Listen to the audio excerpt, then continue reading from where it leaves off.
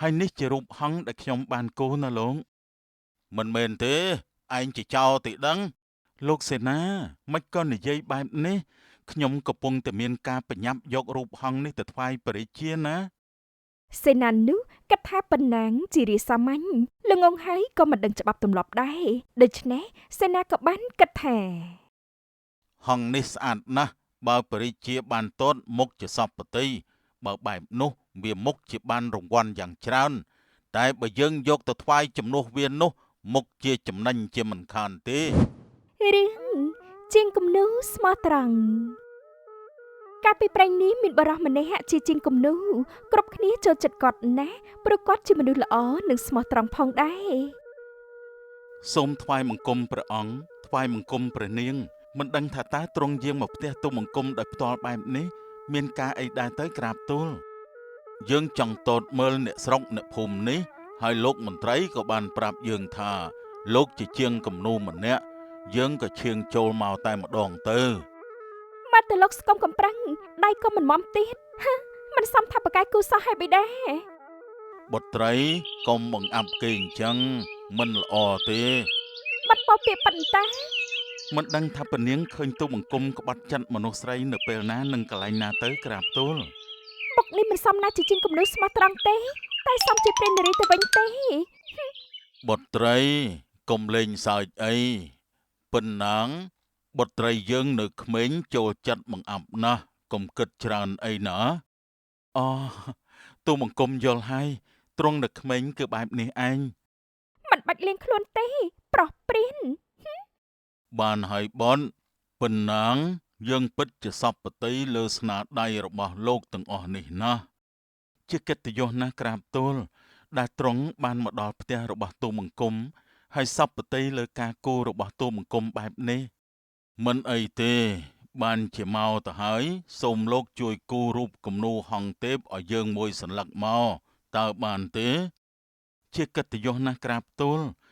បង្គំនឹងប្រឹងឲ្យអស់ពីសមត្ថភាពនិងប្រណិតបំផុតផងដែរក្រាបទូលល្អណាស់ព្រះបិតាបាត់ចង់យាងទៅទេសភាពភូមិជាប់មាត់ទឹកបន្តិចណាព្រះពៅពិតណាស់បុត្រីបិតាក៏ចង់តតមើលដូចគ្នាដែរសូមស្ដេចយាងព្រះបិតាយើងទៅហើយណាលោកសូមស្ដេចយាងក្រាបទូល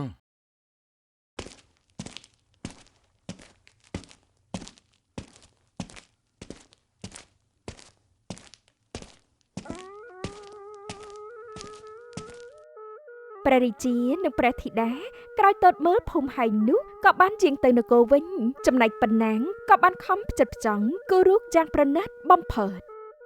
នេះជាលើកទី1ហើយដែលខ្ញុំមានឱកាសបានគូររូបថ្វាយព្រះរាជាខ្ញុំពិតជាសប្បាយចិត្តណាស់ពីមួយថ្ងៃទៅមួយថ្ងៃប៉ុណ្ណាងតែងតែព្យាយាមគូររូបហង្សនិងឆ្លៀតរៀបចំគូររូបផ្សេងៗផងដែរលុំមានថ្ងៃមួយនោះ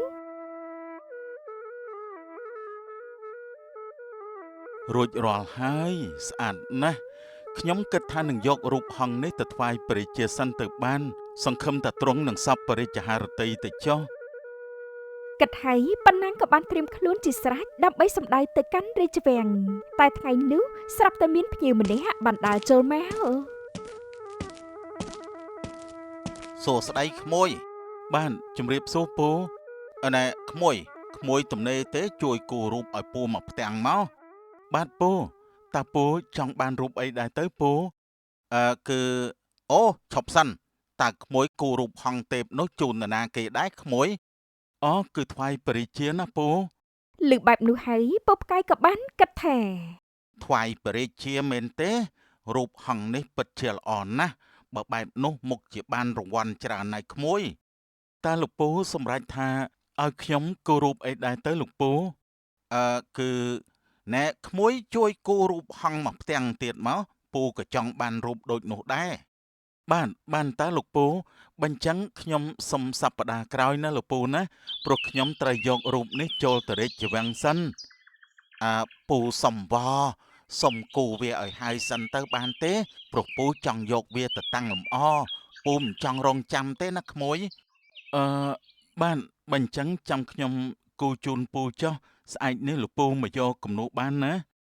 អរគុណឯក្មួយ ទោះមិនដូច100%ក៏មិនអីដែរសំខាន់ឲ្យតែបានលឿនណាក្មួយបាទពូ ដោយមានការស្នើសុំពីពុកផ្កាយប៉ុណ្ណាងក៏បានគូរគំនូររូបហង្សមួយផ្ទាំងទៀតហើយទីបំផុតគាត់ក៏បានគូររួចរាល់ បានហើយបើអញ្ចឹងខ្ញុំនឹងទៅរាជវាំងស្អែកនេះចុះ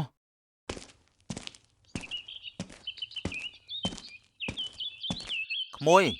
គូរួចហើយមែនទេបាទពូរួចរាល់អស់ហើយអូហូស្អាតណាស់ណោះអរគុណហើយហ៎នេះប្រាក់បានអរគុណណាស់ពូអូពូរូបនេះតែ10កាក់ទេនេះពូឲ្យលើសហើយក្មួយពិតជាជាងគំនូរដ៏ស្មោះត្រង់មែនណោះណែក្មួយកុំតន់ទៅរាជវាំងអីបានទេតើលោកពូមានអីខ្ញុំធ្វើទៀតមែនទេបាទមែនហើយសូមគូររូបឲ្យពូ10ផ្ទាំងទៀតមកណាក្មួយពូចង់យកវាទៅលក់ឲ្យអ្នកភូមិផ្សេងផងប៉ុន្តែខ្ញុំត្រូវទៅរាជវាំងណាពូចាំសិនបានទេការទៅរាជវាំងក្មួយអាចលើកថ្ងៃបានតើព្រោះព្រះអង្គមិនបានកំណត់ពេលវេលាឯណាមែនទេក្មួយបាទគឺមែនហើយបកូនណាអត់មានបានកំណត់ទេតែពូខ្ញុំមិនអាចពជាពេលយូរទៀតបានទេក្មួយមេតាពូផងទៅណាពូក៏ចង់មានចង់បានដូចជាក្មួយដែរបើក្មួយមិនគួរឲ្យពូទេនោះពូមុខជាគ្មានអតិថិជននោះទេប៉ុណ្ណាងមានភារកិច្ចយកគំនូរថ្វាយព្រះរាជាតែគាត់ក៏អាណិតពុកផ្កាយដែរដូចនេះគាត់ក៏បាននិយាយថា អញ្ចឹងមិនអីទេពូចាំខ្ញុំគួរឲ្យពូ10ផ្ទាំងទៀតចុះមែនទេអរគុណណាស់ក្មួយពូមានគេទិញរូបលក់បន្តដែរហើយអញ្ចឹងពូសប្បាយចិត្តណាស់ បាទពូអញ្ចឹងពូលាសិនហើយណាបាទពូសំណាងល្អណាស់ពូតាមពិតនេះគឺជាល្បិចរបស់ពុកផ្កាយទេព្រោះគាត់គិតរួចហើយថានឹងយកគ្រូហង្សនោះទៅថ្វាយព្រះរាជាឲ្យបានមុននេះប៉ុណ្ណាង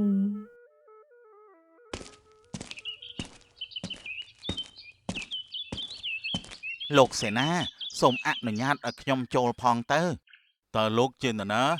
ខ្ញុំជាពូជាងគំនូរដ៏ស្មោះត្រង់តើលោកមិនស្គាល់ទេមែនទេទុកឲ្យខ្ញុំយកទៅចុះលោកទៅវិញបានហើយលោកសេនាខ្ញុំមើលដឹងណានេះលោកគិតចង់កេងចំណេញលេងខ្សែលើខ្ញុំមែនទេជឿតែខ្ញុំលេងលោកមកក្បាច់ដែរទេលោកស្ថានភាពបែបនេះខ្ញុំជួបច្រើនមកហើយអាធ្វើយកមុខនោះហើយខ្ញុំក៏ប្តឹងបាសជើងច្រើនគ្នាមកហើយដែរបានលោកយកទៅចុះបានប្រាក់កាលណាចែកឲ្យខ្ញុំផងណាប្រកាសណាលោកសេនាលោកកុំបារម្ភអីបានហើយឆាប់ចូលទៅចុះអរគុណហើយណា ពុកផ្កាយមិនចាំយូរក៏បានចូលកលព្រះរាជាយ៉ាងមានមោទនភាពសូមថ្វាយបង្គំព្រះអង្គល្អហើយតើលោកជានរណាហើយមកនេះមានការអីដែរគឺទូលបង្គំមកនេះគឺយករូបគំនូរមកថ្វាយជំនួសក្មួយទូលបង្គំក្រាបទូលគឺជារូបហង្សទេពនោះមែនទេក្រាបទូលគឺមែនហើយបង្ហាញយើងសិនមកមើលសូមត្រង់តតចុះក្រាបទូលស្អាតណាស់ព្រះបិតាបាត់សំបានទេព្រះពើបើបុតសំពតិបិតាជូនបុតចុះណាសេនាប្រទានរង្វាន់ព្រះអង្គរូបនេះមានតម្លៃ100តម្លឹងក្រាបទូលអីក៏ថ្លៃម្ល៉េះទូលបង្គំមិនដឹងដែរតែក្មួយទូលបង្គំជាអ្នកប្រាប់បែបនេះក្រាបទូលព្រះរាជាហាក់កើតមានក្តីសង្ស័យមួយដូច្នេះទ្រង់ក៏បានពិនិត្យមើលរូបហង្សសាជាថ្មីនិងមានបន្ទូលថាសេនាយករូបហង្សនេះទៅបោះចោលទៅហេតុអីទៅព្រះបិតាមិនក៏ធ្វើអញ្ចឹងក្រាបទូលព្រះអង្គមានទ្រព្យច្រើនណាស់100តម្លឹងមិនថ្លៃទេសម្រាប់ទ្រង់នោះតើពិតដែរទេពិតមែនហើយតែលោកដឹងទេយើងស្អប់ណាស់មនុស្សដែលកុហកតែកុហកបែបណាទេព្រះពើមែនហើយទូលបង្គំមិនយល់ទេក្រាបទូលយើងសពតិទេពកោសលរបស់ពិនណាងណាស់ហើយក៏ដឹងថារូបណាជាទឹកដៃរបស់គេដែរចំណែកតម្លៃក៏យើងដឹងច្បាស់ទៀតដូច្នេះលោកជាមនុស្សកុហកតើបិតាមានបន្ទូលត្រូវទេតែនេះជាស្នាដៃរបស់ពិនណាងមែនតើក្រាបទូលយើងមើលដឹងតែរូបនេះជារូបហង្សដែលឆ្លងកាត់ការគូលើកទី2នោះទេ មានន័យថាប៉ុណ្ណាងបានគូវាជាលើកទី2តើយើងមានបន្ទូលត្រូវទេណែគឺលោកបានព្យាយាមឲ្យប៉ុណ្ណាងធ្វើរូបនេះដើម្បីយកមកបោកយើងតើល្បិចតូចតាចណាស់កុំស្មានតែយើងមិនដឹងនោះ មិនហើយព្រះបិតាពូកែសង្កេតមើលរូបគំនូរណាគូចម្លងនឹងគូលើកទី1មិនដូចគ្នាទេត្បិតតែយើងមិនបានឃើញរូបទី1តែយើងមើលដឹងការគូជាលើកទី2មិនល្អិតដូចជាលើកទី1ឡើយម្យ៉ាងទៀតរូបនេះគូសម្រាប់មនុស្សធម្មតាតែប៉ុណ្ណោះព្រះអង្គតែយ៉ាងណាក៏ទ្រង់ជ្រាបហើយថាវាជារបស់ប៉ុណ្ណាងនោះអីក្រាបទូលថ្ងៃនោះយើងបានប្រាប់ប៉ុណ្ណាងហើយថាមានបង្កប់ក្លិនខ្លឹមច័ន្ទបង្កប់ត្បូងទទឹមតែរូបនេះគ្មានទេសេនាយកគេទៅដាក់ទោសភ្លាមទៅអត់ទេព្រះអង្គសូមមេត្តាផងទូបង្គំលោភលន់ពេកទូបង្គំខុសហើយក្រាបទូលយកគេចេញទៅលុបលុនខ្វះភាពស្មោះត្រង់ចង់ចំណេញចង់ខ្សែលើលុតទីបំផុតក៏វិនិច្ឆ័យដល់អាត្មាខ្លួនវិញកន្លងទៅយូរដែរហើយមកដល់ពេលនេះខ្ញុំគួរតែយករូបហង្សទៅថ្វាយដល់ព្រះរាជាទៅបានគិតហើយម្ដងនេះប៉ុណ្ណាងក៏បានរៀបចំសម្ភារៈនិងធ្វើដំណើរជាច្រើនថ្ងៃឆ្ពោះទៅកាន់រាជវាំងជំរាបសួរលោកសេនាខ្ញុំជាអ្នកគូររូបថ្វាយព្រះរាជាហើយនេះជារូបហង្សដែលខ្ញុំបានគូរណាលោកមិនមែនទេឯងជាចោរទីដឹងលោកសេនាមិនក៏និយាយបែបនេះខ្ញុំកំពុងតែមានការប្រញាប់យករូបហង្សនេះទៅថ្វាយព្រះរាជាណាសេនានោះគិតថាប៉ុណ្ណាងជារាសាមញ្ញល្ងងហើយក៏មិនដឹងច្បាប់ទម្លាប់ដែរដូច្នេះសេនាក៏បានគិតថាហង្សនេះស្អាតណាស់បើព្រះរាជាបានទតមុខជាសពតិបើបែបនោះវាមុខជាបានរង្វាន់យ៉ាងច្រើនតែបើយើងយកទៅថ្វាយជំនួសវានោះមុខជាចំណេញជាមិនខានទេយ៉ាងម៉េចទៅហើយបងសេនាអូលោកប្អូនខ្ញុំដឹងហើយថាឯងជាអ្នកគូររូបឥឡូវអញ្ចេះចុះបងក៏ពេញចិត្តនឹងទឹកដៃរបស់ប្អូនដែរប្អូនសម្រាកមួយផ្លេតសិនទៅណាតែលបងខ្ញុំខ្លាចតែព្រះអង្គរងចាំយូរពេកណាលបងមិនអីទេមកតាមខ្ញុំសិនមកដើម្បីជាការរាប់អានបងជូនប្អូនពីរបីតយចុះណាតែល្អដែរទេលបងខ្ញុំមិនដែលបានចូលរាជវាំងអញ្ចឹងខ្ញុំគិតថាដូចជាមិនសមទេដឹងអីលបងប្អូនមិនទទួលទឹកចិត្តបងទេមែនទេឬក៏ប្អូនគិតថាប្អូនមានទេពកោសល្យបរិជាសពហរតីទើបមិនខ្វល់ទឹកចិត្តសេនាតូចតាចមែនទេមិនមែនអញ្ចឹងទេលបងណាស់ហើយបានខ្ញុំទទួលទឹកចិត្តលបងចុះប្រសើរណាស់តោះសម្រាកសិនទៅបងធានាថាព្រះអង្គមិនទន្ទឹងចាំពេកទេរសៀលយាម2ចាំពួកយើងចូលគាល់ទ្រង់បានលបងតាមពិតសេនានេះល្បិចណាស់សេនាបានទទួលប៉ុណ្ណាងបានយ៉ាងល្អហើយសេនាក៏បានដាក់ថ្នាំដើម្បីបំពុលប៉ុណ្ណាងផងដែរលបងខ្ញុំដូចជាវិលមុខណាស់មើលទៅលោកប្អូនស្វឹងហើយសម្រាកសិនទៅខ្ញុំមិនទាន់ស្វឹងទេល្ងងណាស់ល្ងងទៅងាប់ចុះសេនាភ្លាមនោះបាននាំយកប៉ុណ្ណាងទៅបោះចោលនៅក្នុងសួនផ្កាមួយនៅក្រៅរាជវាំងរួចក៏បានយករូបហង្សទៅថ្វាយព្រះរាជាតែម្ដងសូមថ្វាយបង្គំព្រះអង្គ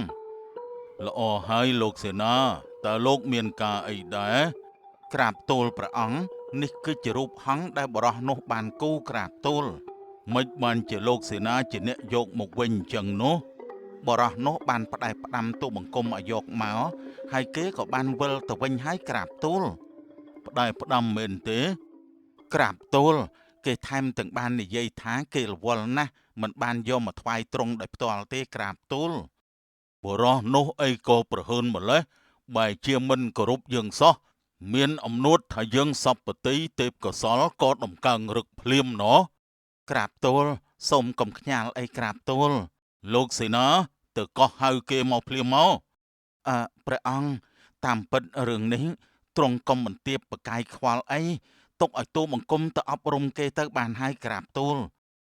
បានហើយយើងបកគលឲ្យលោកចុះម្យ៉ាងយល់ដល់លោកដែលខំយកមកជំនួសយើងជូនរង្វាន់ឲ្យលោកទៅចុះសូមអរព្រះគុណក្រាបទូលទៅចុះសូមថ្វាយបង្គំលាក្រាបទូល សេនារំភើបចិត្តណាស់ហើយគាត់ក៏បានវិលទៅវិញនិងបាននិយាយម្នាក់ឯងថា ងាយសោះដើម្បីបានរង្វាន់ស៊ីផុយតែម្ដងអារិះសាមញ្ញនោះវាមិនទៅដឹងនឹងខឹងស្អីទេ តាមពិតទៅលោកសេនាតែងតែធ្វើរឿងបែបនេះជាច្រើនដងមកហើយតែមិនមានអ្នកណាហ៊ានមកតវ៉ានោះទេ វាគ្មានមកតវ៉ាស្អីទេសំណាងដល់ហើយដែលបានធ្វើជាសេនាយាមច្រកចេញចូលបែបនេះនោះ ប្រកាសណាស់ឲ្យតែមានអ្វីថ្វាយព្រះរាជាគាត់តែងតែធ្វើបែបនេះនិងគ្មានការតវ៉ាទេព្រោះការដែលចេញចូលវាំងគឺម្នាក់ត្រូវឆ្លងកាត់គាត់មុននោះអី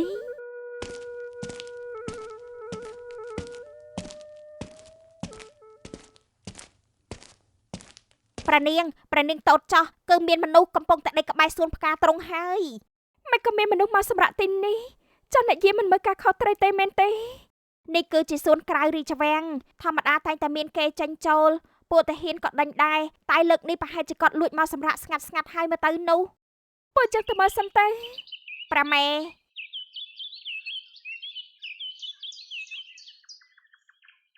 លោកមកធ្វើអីនៅទីនេះលោកលើសំឡេងបែបនេះហើយប៉ុណ្ណាងក៏បានក្រោកតិចជាមួយនឹងសភាពឈឺក្បាលនិងវិលមកផងដែរ សូមថ្វាយបង្គំពនាង នេះលោកសម្រាប់ទីនេះមែនទេអូមែនហើយលោកគឺជាអ្នកគោរពតាមិនក៏លោកមកនៅទីនេះទៅវិញ ក្រាបទូលមែនហើយពនាងជារឿងអាម៉ាស់ណាស់ដែលទ្រង់ឃើញទូលបង្គំដេកនៅក្នុងសភាពបែបនោះតែទូលបង្គំដូចជាឈឺក្បាលណាស់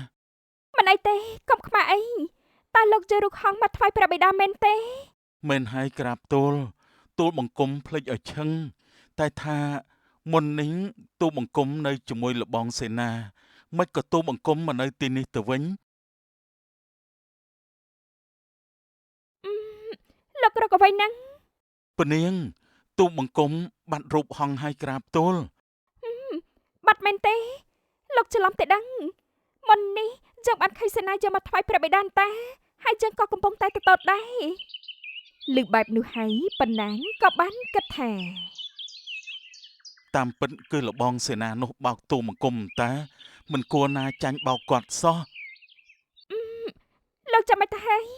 លោកមិនអីទេមែនទេ មែនហើយពនាងទូលបង្គំសុំទៅផងក្រាបទូល ប៉ាត់ណាលោកនេះចម្លែកមែន សូមថ្វាយបង្គំព្រះអង្គ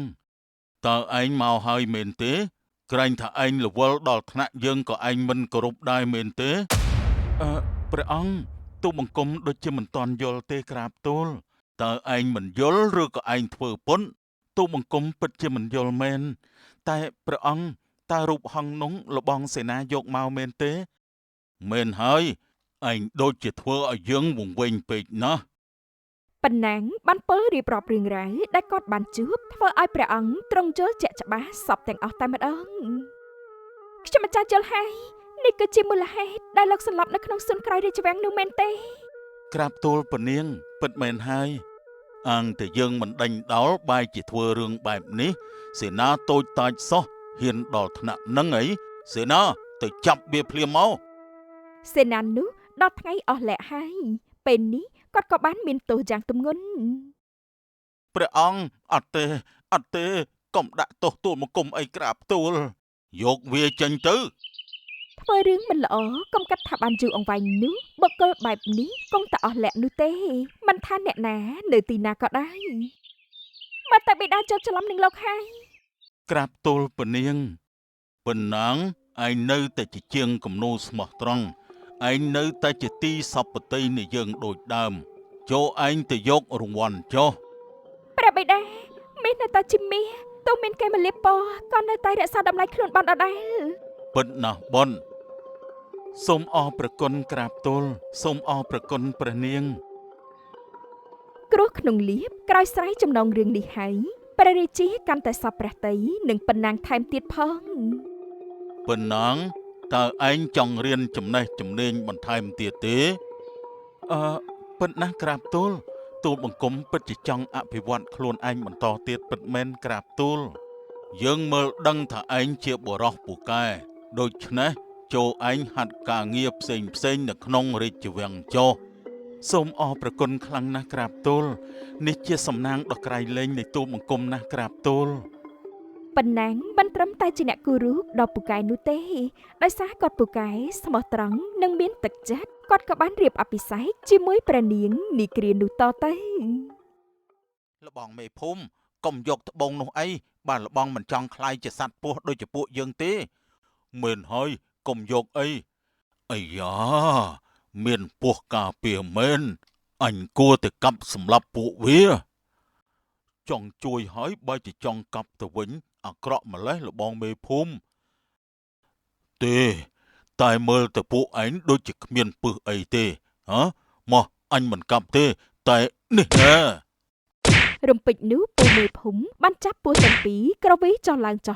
បោកនឹងដីរួចគប់ចូលទៅក្នុងព្រៃបាត់ទៅ អូយវិលមុខណាស់អូយងាប់ចុះអាពស់កំសោយ រឿងត្បូងបណ្ដាសាកាលពីបុរាណមានដំណាលអំពីត្បូងដ៏មានតម្លៃធំមួយគ្រប់គ្នាតែងតែចង់បានតែក្រោយមកក៏មិនមានដំណឹងអំពីត្បូងនោះទៀតទេនៅចិត្តជើងភ្នំចិត្តផ្ទះពូកង លបងម៉ាប់ទៅដាប់ថ្មទៀតហើយអីហ្នឹងបាទរួចចូលលបងកងទៅដោយអត់នោះខ្ញុំកំពុងតែគិតតែចង់ទៅបន្តិចអត់បន្តិចហ្នឹងណាព្រោះសុខភាពដូចជាមិនសូវស្រួលសោះបើអញ្ចឹងមិនបាច់ទៅទេសម្រាប់មួយថ្ងៃទៅខ្ញុំលាហើយណាខ្ញុំបដូរចិត្តហើយខ្ញុំមិនចង់នៅទំនេរទេចិត្តរេដូចជាខ្យល់ណោះ ចាំផងលបងខ្ញុំរៀបចំបន្តិចសិន ពូកងនិងពូម៉ាប់ជាអ្នកប្រកបរបរដាប់ថ្មយកទៅលក់ឲ្យជាងចម្លាក់ពួកគាត់ព្យាយាមណាស់ព្រោះនេះជាការងារតមកពីដូនតានិងដើម្បីជីវភាពរបស់ពួកគាត់នៅជាប់ជើងភ្នំ លបងទៅខាងនោះទៅខ្ញុំទៅខាងនេះបាទលបងហេតែឈប់សិនមើលត្រង់នោះដូចជាទំនងរបស់គេខ្ញុំសាកគោះសិនមើលលបងមិនដឹងជាសាកស្អីទេខាតពេលណាទៅដាប់នៅទីនោះទៅឈប់សិនខ្ញុំសាកមើលសិន ពូម៉ាប់គ្រាន់តែគួរដាប់ចុះឡើងបន្តិចភ្លាមនោះក៏ឃើញមានត្បូងដ៏ធំនិងមានពន្លឺភ្លឺចិញ្ចាចយ៉ាងស្រស់ស្អាត ត្បូងស្អាតណាស់លបងត្បូងនោះស្អាតខ្លាំងណាស់ព្រះអើយតែប៉ុណ្ណេះគ្រួសារខ្ញុំលេងក្រទៀតហើយអត់ទេមិនបានទេពួកយើងមកជាមួយគ្នាត្រូវតែចែកគ្នាទៅបានណាលបងអត់ទេវាជារបស់ខ្ញុំតែម្នាក់គត់ព្រោះខ្ញុំជាអ្នកដាប់បានឃើញមុនតែបើលបងមិនដាប់ក៏គង់តែខ្ញុំដាប់បានឃើញដូចគ្នាដែរអត់ទេខ្ញុំដាប់វាចេញមកសិនលបងថយចេញមើលអត់ទេតើខ្ញុំវិញមកទៅដើមស្អីថយចេញបានមិនចែកមែនទេបានតាអ្នកណាទៅដើមបានអ្នកនោះគឺជាម្ចាស់ហើយថយទុកឲ្យខ្ញុំជាអ្នកដាប់វាចេញមកអត់ទេ បរិះទាំងពីរបានវាយតបគ្នាចុះឡើងនិងគ្មានអ្នកណាដណ្ដើមបានត្បូងនេះទេព្រោះម្នាក់តោងគ្នាទៅមក កុំចូលណាវាជារបស់ខ្ញុំទេអត់ទេជារបស់ខ្ញុំទេ ពួកគាត់ទាំងពីរបានវាយគ្នាកាន់តែខ្លាំងឡើងលើទីបំផុតពូកងក៏បានធាក់ពីម៉ាប់មួយជើងអុកគូតនឹងដី អូយត្បូងនោះត្រូវថាជារបស់យើងតែម្នាក់គត់អត់ទេវាត្រូវតែជារបស់យើង ពូម៉ាប់ផងដែរបានហក់ចាប់ត្បូងដំណាលនឹងពូកងម្ដងទៀតហើយគ្រានោះពួកគាត់ស្រាប់តែคล้ายទៅជាពូទៅវិញ ស្លាប់ហើយមិនក៏ខ្ញុំបាត់ដៃបាត់ជើងអស់អញ្ចឹងទៅវិញត្បូងនោះមុខជាមានប្រដាសាមែនមើលចុះពួកយើងមិនគួរណាខ្លាយជាពស់អញ្ចឹងសោះអើយមែនហើយបើពួកយើងទៅផ្ទះមុខជាអ្នកភូមិដេញកាប់មិនខានទេឬមួយក៏ពួកយើងត្រូវរស់ជាពស់តទៅទៀតមែនទេយើងគ្មានជំរើសទេយើងត្រូវតែទ្រាំបែបនោះហើយលបង នៅផ្ទះមេភូមិ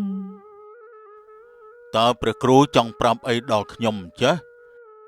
មេភូមិទទួលដឹងថាមានម៉ែគ្រូកំពុងតែប្រាប់រឿងម្យ៉ាងមិនបងអង្គយូគាត់ក៏បានចូលទៅក្នុងទីសក្ការៈដ៏អាត់កំបាំងនៅក្រោមដី បបិទ្ធព្រះគ្រូតើម៉ែគ្រូមានអ្វីចង់បង្ហាញកូនចៅមែនទេ ប៉ិតណាស់ព ពេលនេះត្បូងបណ្ដាសាលិចវត្តមានហើយចូលឯងយកវាមកមើល តើត្បូងនោះជាត្បូងអីដែរព្រះគ្រូហើយវាមានឫទ្ធានុភាពបែបណាដែរ វាជាត្បូងដែលបង្កើនឫទ្ធិអំណាចបុគ្គលណាបានវាមកកាន់កាប់ហើយនោះបុគ្គលនោះនឹងមានអំណាចមាសប្រាក់អស្ចារ្យមិនខានទេ ពិតមែនអីអស្ចារ្យណាស់បើបែបនោះមែនខ្ញុំនឹងទៅយកវាភ្លាម ឈប់សិនត្បូងនោះជាប់បណ្ដាសាបើឯងប៉ះកាលណានឹងខ្លាចជាសត្វអសិរពឹសមិនខានទេ ចម្លែកណាស់តើគួរតែធ្វើបែបណាទៅព្រះគ្រូឬក៏មិនដោយឲ្យទៅអ្នកផ្សេងវិញទេព្រះគ្រូ គឺត្រូវយកវាមកមែនហើយតែត្រូវយកឈាមក្រមុំព្រហ្មចារីទៅលាបលើត្បូងនោះសិនទើបអាចកាន់វាបាន មានន័យតែខ្ញុំត្រូវតែសម្លាប់មនុស្សមែនទេ ប្រកាសណាស់ឆាប់ឡើងបើឯងចង់មានអំណាចធំនោះត្រូវតែមានការលះបង់ផងដែរ ខ្ញុំយល់ហើយខ្ញុំនឹងធ្វើរឿងនេះតើព្រះគ្រូមានអ្វីផ្ដេសផ្ដាំទៀតដែរទេ មានត្រូវយកឈាមស្រីនោះពាក់កណ្ដាលមកថ្វាយឲ្យយើងផងដែរព្រោះយើងត្រូវការកម្លាំងដើម្បីការពារឯងឲ្យបានសុខតទៅនោះអី បាទព្រះគ្រូកូនចៅយល់ហើយ ទៅចោះ លោកមេភូមិគ្រាន់តែចេញពីបន្ទប់អាត់កំបាំងបានបន្តិចហើយស៊ីថាក៏បានដើរមកនិងបាននិយាយថាពុកតាពុកទៅណាដែរ ពុកមានការទៅជើងភ្នំបន្តិចកូនមើលផ្ទះផងណារសៀលបន្តិចពុកត្រឡប់មកវិញហើយ ចាប់ពុកមេភូមិមានរឿងអាត់កំបាំងមិនឲ្យកូនស្រីដឹងនោះទេហើយរឿងមានសការៈក៏ស៊ីថាពុំដែរដឹងពុំដែរសួរឡើយនៅតាមផ្លូវ ចំក្មួយចំ ចាជំរាបសួរពូមេភូមិពូមានការអីដែរទេ គ្មានអីទេពូមើលទៅក្មួយដូចជាធំច្រើនណាស់ហើយក្មួយអាយុប្រមាណហើយឆ្នាំនេះ ចាពូខ្ញុំអាយុ18ឆ្នាំហើយ អូលឿនណាស់ណោះទៅតែកើតថ្ងៃមុនសោះ ចាពូ និយាយអញ្ចឹងក្មួយជួយយកដំបៀតជាប់នឹងដើមមកៈបន្តិចបានទេពូគ្មានកម្លាំងទាញសោះ ចាបានណាពូពូចាស់ហើយតែងតែខ្សោយអញ្ចឹងហើយទុកឲ្យខ្ញុំជាអ្នកយកមកឲ្យចោះមិនពិបាកទេ អរគុណហើយអញ្ចឹងនោះនៅខាងមុខនោះក្មួយមកតាមពូមក តាមពិតនេះជាល្បិចពូមេភូមិទេព្រោះគាត់កំពុងតែចង់បានឈាមរបស់នាងចំយកទៅបូជានឹងការយកត្បូងបណ្ដាសាផងដែរនៅចិត្តប្រៃមួយឯណាពូខ្ញុំមិនឃើញមានដំបៀតផងហ្នឹង វាគ្មានទេងាប់ទៅក្មេងល្ងងកុំរស់ទៀតអី ពូអូយពូខៅណាស់អើយខ្ញុំឈឺណាស់ដោយមិនបង្អង់យឺស្ថានភាពស្ងាត់ល្អផងនោះមេភូមិក៏បានសម្លាប់នាងចំក្នុងពេលនោះទៅ កុំរស់អីងាប់ទៅអូយពូអាក្រក់ណាស់ ទៅឲ្យបានសុខចុះណាចាំយើងកប់នាងឲ្យបានល្អ បានឈាមនាងចំហើយមេភូមិមិននៅរេរាទេគាត់ក៏បានយកទៅថ្វាយម៉ែគ្រូតាមការចង់បានដើម្បីសម្រេចគោលដៅនេះ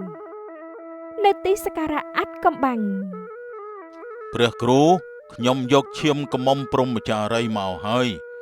ល្អណាស់ឥឡូវចូលឯងយកឈាមពាក់កណ្ដាលទៅស្រោចលើត្បូងនោះទៅរួចយកវាមកវានៅជាប់ជើងភ្នំឯណោះឆាប់ទៅ ទទួលបញ្ជាខ្ញុំនឹងទៅឥឡូវនេះ ជាថ្មីម្ដងទៀតពូមេភូមិក៏បានប្រញាប់យ៉ាងលឿនដោយមិនឲ្យអ្នកណាបានឃើញនោះឡើយមួយរយៈនេះពុកដូចជាមានការអីលាក់បាំងអញ្ចឹងទោះបីថាមានចម្ងល់តែស៊ីថាក៏មិនចាប់អារម្មណ៍ខ្លាំងដែរព្រោះនេះជាបំរាមរបស់ឪពុកនាងតាំងតែពីនាងនៅតូចទៅហើយ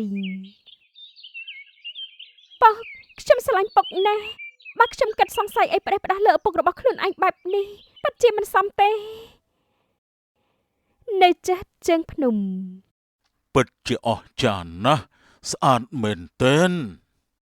មិនបង្អង់យឺពូមេភូមិបានស្រោចឈាមលើត្បូងនោះរួចក៏ចាប់កាន់មកយ៉ាងស្រួលតែភ្លាមនោះពោះពីក្បាលក៏បានលូនចេញមកដូចគ្នា លបងមេភូមិកុំយកត្បូងនោះអីបានលបងមិនចង់ខ្លាយជាសត្វពស់ដូចជាពួកយើងទេមែនហើយកុំយកអី ទោះពោះទាំងពីរខំស្រែកប្រាប់យ៉ាងណាក៏ដោយក៏លោកមេភូមិមិនលឺដែរផ្ទុយ ទុយទៅវិញមានតែចង់កាប់ពស់នោះឲ្យស្លាប់ អាយ៉ាមានពស់ការពារមែនអញគួរតែកាប់សម្លាប់ពួកវាចង់ជួយឲ្យបើជាចង់កាប់ទៅវិញអាក្រក់ម្លេះលបងមេភូមិទេតែមើលទៅពួកឯងដូចជាគ្មានពឹសអីទេហ៎មកអញមិនកាប់ទេតែនេះណែ រំពេចនោះពូមេភូមិបានចាប់ពស់ទាំងពីរក្រវីចុះឡើងបោកនឹងដីរួចគប់ចូលទៅក្នុងព្រៃបាត់ទៅ អូយវិលមុខណាស់អូយងាប់ចុះអាពស់កំសោយ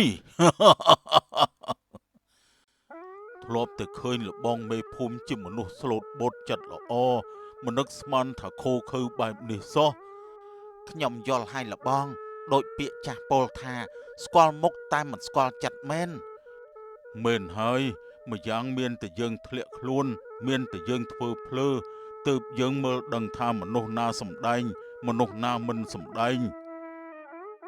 ចំណែកពូមេភូមិវិញបានយកត្បូងនោះទៅតម្កល់ក្នុងទីសក្ការៈហើយម៉ែគ្រូក៏បន្លឺសំឡេងម្ដងទៀតថា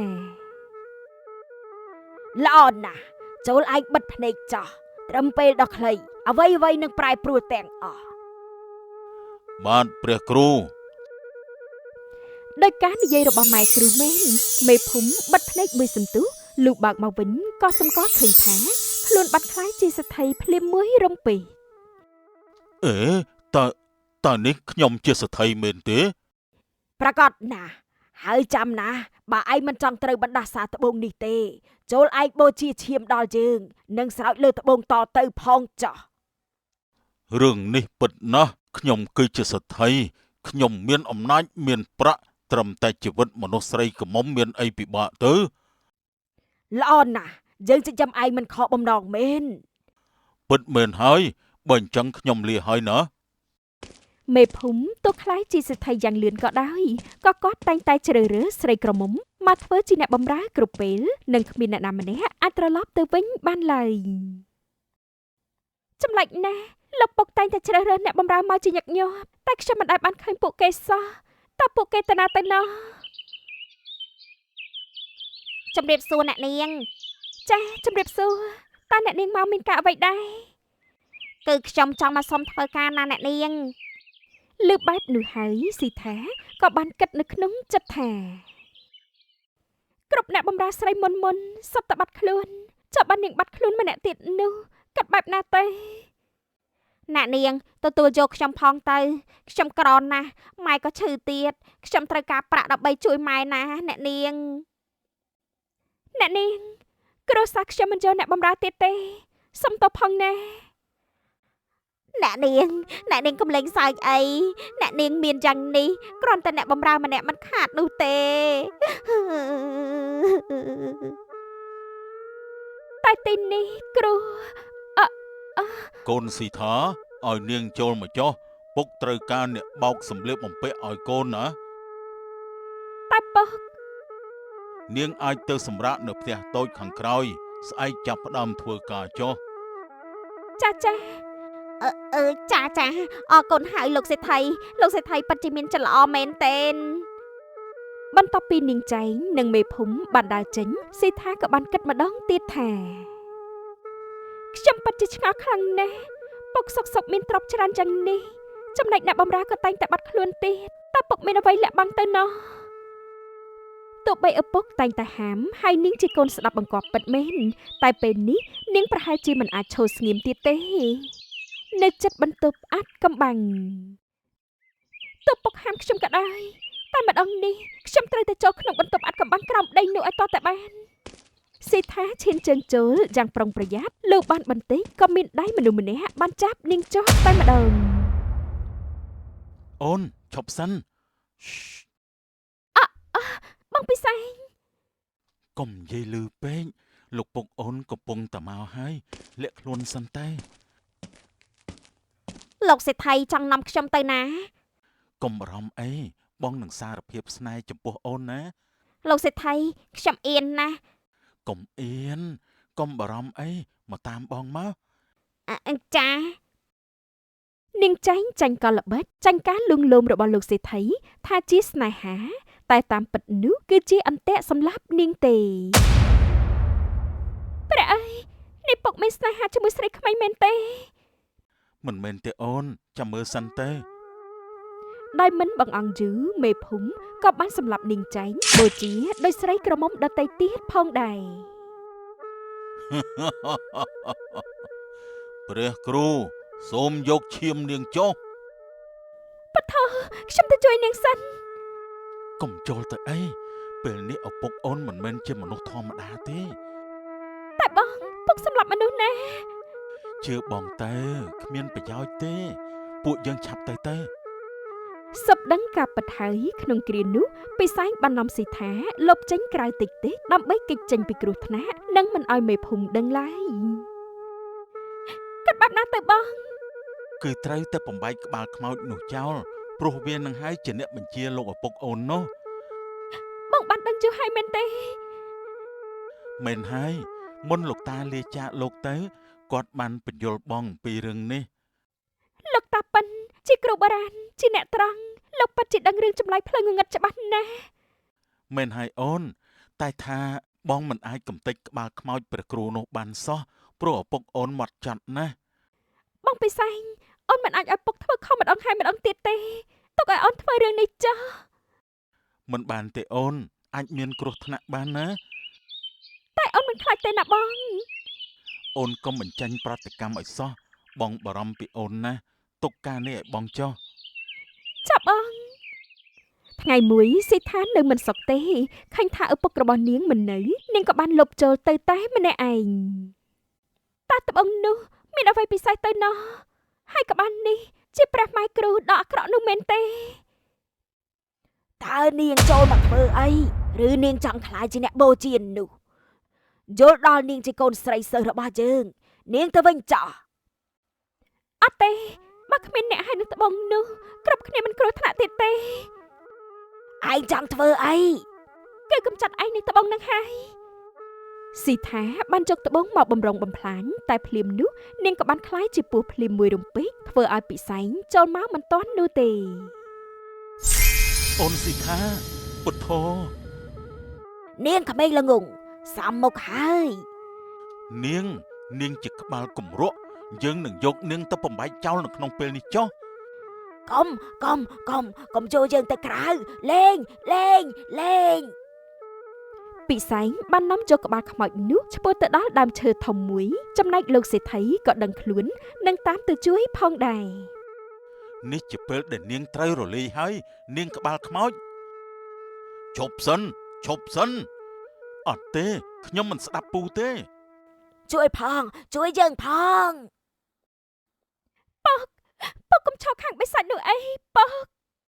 ពិសែងមិនអាចចាំយូរទៀតទេគាត់បានបំបែកក្បាលខ្មោចម៉ែគ្រូនោះរហូតទាល់តែបែកខ្ទេចចំណែកពស់ទាំងឡាយនិងនាងចំក៏បានមកដល់ទៀតផង